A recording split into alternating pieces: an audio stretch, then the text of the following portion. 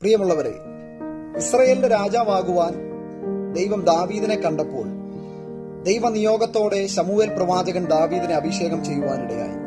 രാജാവാകുവാനുള്ള അഭിഷേകം തലമേൽ വീണ ദാവീദ് അതിനുശേഷം പുറപ്പെട്ടത് രാജകൊട്ടാരത്തിലേക്കായിരുന്നില്ല. താൻ എവിടെ നിന്നാണോ ഭവനത്തിലേക്ക് കടന്നു വന്നത് അതേ വനാന്തരങ്ങളിലേക്കായിരുന്നു. താൻ എന്താണോ ചെയ്തിരുന്നത് അതേ ആടുകളുമായി പോവുകയാണ് താൻ ചെയ്തത്. എന്നാൽ വനാന്തരങ്ങളിൽ മടങ്ങിച്ചെന്ന ദാവീദ് താൻ ഇന്നലെ വരെ എങ്ങനെയായിരുന്നു അങ്ങനെയല്ല എന്ന് ദൈവം അവനെ തെളിയിക്കുവാനിട്ടിടയായി തീർന്നു. താൻ തന്റെ ജീവിതത്തിൽ ഇതുവരെ നേരിട്ടിട്ടില്ലാത്ത ചില പ്രതികൂലങ്ങൾ ദാവീദ് നേരിടുവാനിട്ടിടയായി തീർന്നു. നമുക്കറിയാം, സിംഹത്തെയും കരടിയെയും ദാവീദ് തകർത്ത് കളയുവാനിട്ടിടയായി തീർന്നു. പക്ഷേ ലോകം അത് അറിയുവാനിട്ടിടയായിരുന്നില്ല.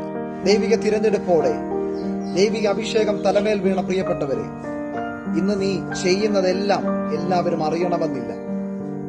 പക്ഷേ ഈ വനാന്തരങ്ങളിലുള്ള ദൈവത്തിന്റെ മഹത്വം നീ ആരാണെന്ന് നിന്നെ തന്നെ ബോധ്യപ്പെടുത്തുവാൻ വേണ്ടിയാണ്.